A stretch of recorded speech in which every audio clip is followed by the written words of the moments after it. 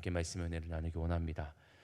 오늘 본문은 이제 거대한 봉헌식이 이제 이루어지는 것을 보게 됩니다.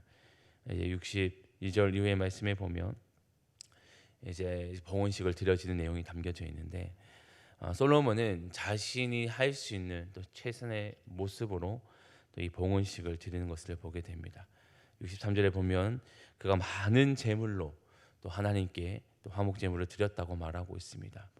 양을 보면 그 양을 보면 소가 2만 2천 마리, 양이 12만 마리라고 합니다.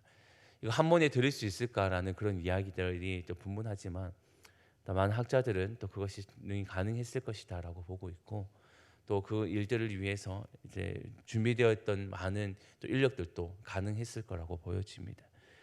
그가 이렇게 많은 양들을 드렸다는 것은 그만큼 이 일에 대해서 그가 어떠한 마음을 가지고 있는지를 잘 보여주고 있습니다.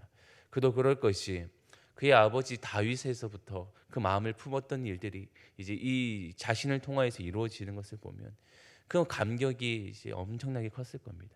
그래서 그는 마음을 다하여서 이 모든 것을 하나님께 드렸습니다. 그래서 그는 하나님을 향해서 이 일들을 위해서 또 화려하게 또 최선을 다해서 드렸고, 이 일에 온 이스라엘 백성들도 함께 마음을 다하여서 봉헌식을 드렸다라는 이야기를 합니다.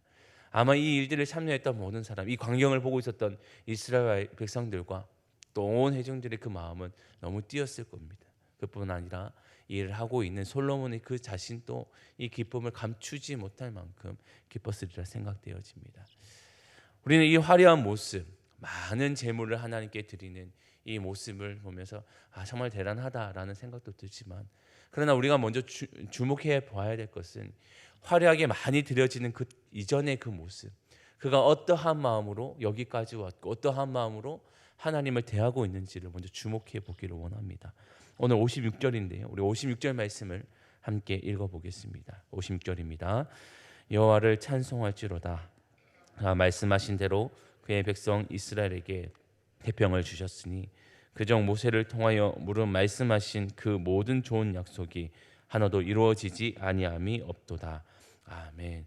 성전 봉헌을 앞두고 축복하고 있는 솔로몬의 축복의 내용이 이제 56절에 나타나고 있습니다. 그는 이렇게 말하고 있죠. 그가 말씀하신 대로라고 말합니다.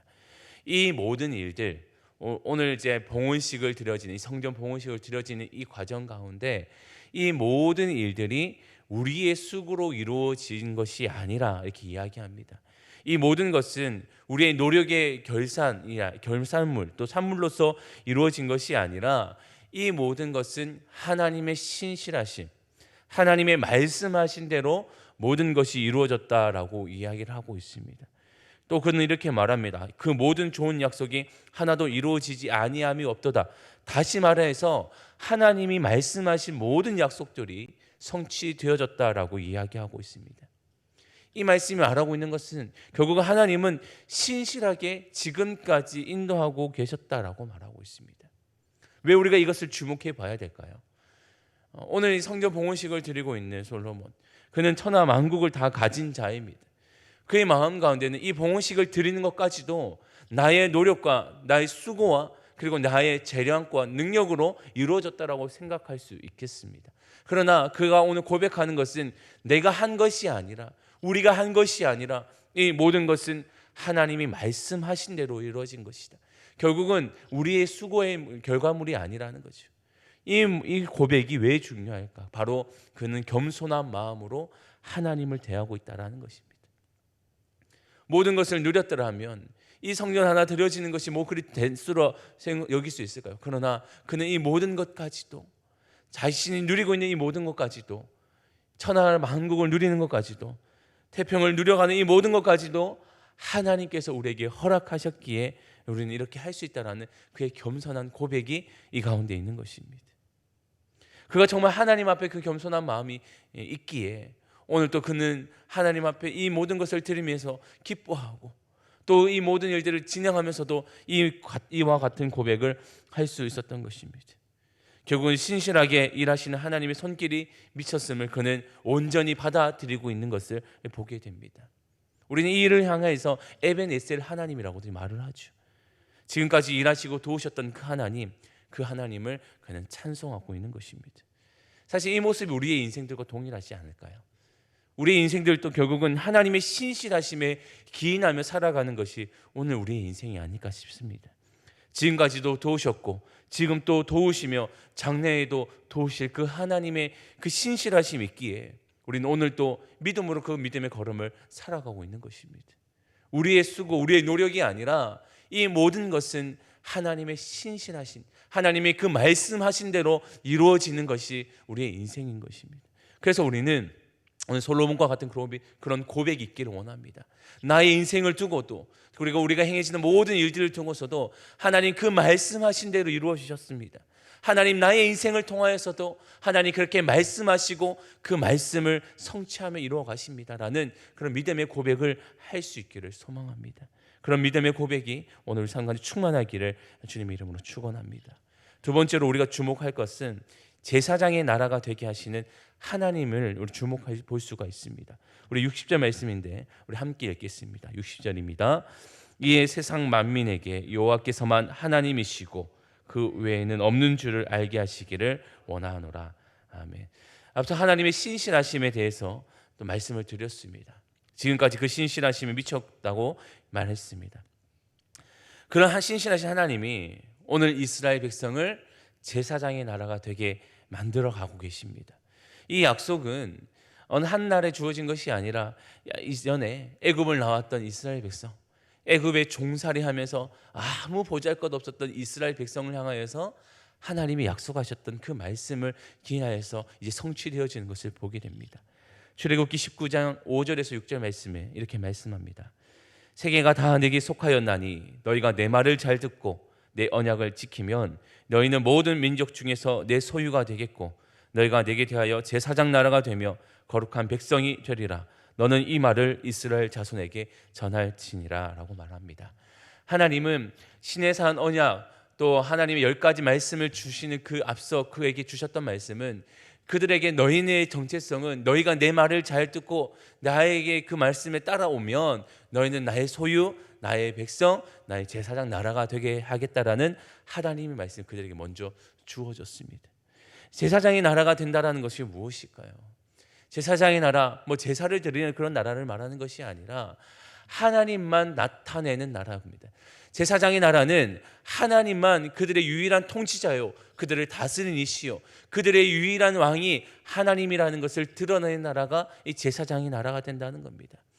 하나님은 보잘것없는 그 이스라엘 백성을 세상의 많은 민족들 가운데 택하셨습니다.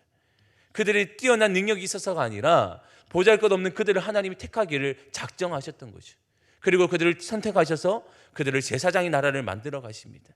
그들을 제사장을 나라를 만드셔서 천하 만민 만국들이 그들의 하나님의 유일한 하나님이신 것을 드러내기를 원하셨습니다. 이스라엘 백성을 통하여서 많은 사람들에게 하나님이 유일한 하나님이시다, 하나님이 세상을 통치하신다, 하나님만이 우리가 경배할 대상이라는 것을 나타내기를 원하셨습니다. 그래서 이스라엘 백성을 택하셨던 것이죠. 오늘 그 말씀이 오늘 우리 60절에서 나타난 것처럼 천하 만국이 여호와께서만 하나님이시고 그 외에는 없는 줄을 알기를 원한다라는 그의 고백과 같이 그 내용이 함께 일맥상통하는 거 하고 있습니다. 결국 하나님은 이스라엘 백성을 부르셨던 것처럼 이제 천하 만국이 하나님을 알고 하나님만 유일한 하나님이시라는 것을 깨달을 수 있는 그 일들을 이루어 가셨다는 것을 보게 됩니다. 애굽에 종살이했던 그 백성들이 이제 천하를 누리는 태평을 누려가는 백성이 된 것은 결국 하나님이 그들을 제사장의 나라로 만들어 가셨다는 것을 보게 됩니다. 하나님이 제사장의 나라를 만드셨기에 그들은 오늘 세상을 누릴 수 있었습니다.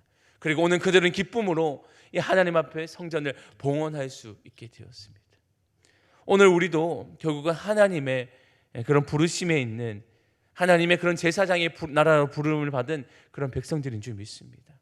하나님 우리를 통하여서 천하 만민들에게 하나님의 유일한 하나님이시다, 하나님의 세상을 지으신 하나님이시다, 천하 태평을 이루어 가시는 하나님이시라는 것을 나타내고자 오늘 우리를 부르신 줄 믿습니다.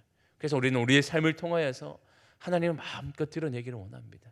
나의 삶의 자리에서 하나님이 유일한 하나님이시라는 것을 세상 가운데 드러낼 수 있는 그런 제사장의 나라가 될 수 있기를 주님의 이름으로 축원합니다. 자, 그럼 이런 일들을 미치기 위해서 어떻게 해야 될까요? 61절에서 이렇게 말합니다. 함께 읽겠습니다. 61절 말씀입니다. 그런즉 너희의 마음을 우리 하나님 여호와께 온전히 바쳐 완전하게 하여 오늘과 같이 그의 법도를 행하며 그의 계명을 지킬지어다. 아멘. 제사장이 나라가 되기 위해서 해야 될 것은 한 가지가 있습니다. 바로 그의 법도를 행하며 그의 계명을 지키는 것. 다시 말해서 하나님을 향한 마음, 하나님의 그 말씀을 순종하고 지키는 것이라 말하고 있습니다. 모든 것을 누려도 이것을 지킬 수 있는 유일한 방법은 그 마음 중심을 잃지 않는 것, 하나님의 말씀을 준수하고 그 계명을 쫓아 살아가는 것. 하나님 말씀대로 살아갈 때 지금 하나님이 허락하셨던 그 은혜들을 누리며 살아갈 수 있다라고 말하고 있습니다. 오늘 우리 삶 가운데서도 하나님의 그 말씀을 잘 지켜 행할 수 있기를 원합니다. 오늘 우리가 누려가고 있는 이 삶, 지금까지 이루어가셨던 하나님의 그 신실하신 일들을 앞으로 잘 지켜가기 위해서는 결국은 하나님의 말씀을 준수하고 그 말씀 앞에 살아가는 것. 그때 우리는 지금의 은혜를 계속해서 누려가게 될 줄 믿습니다.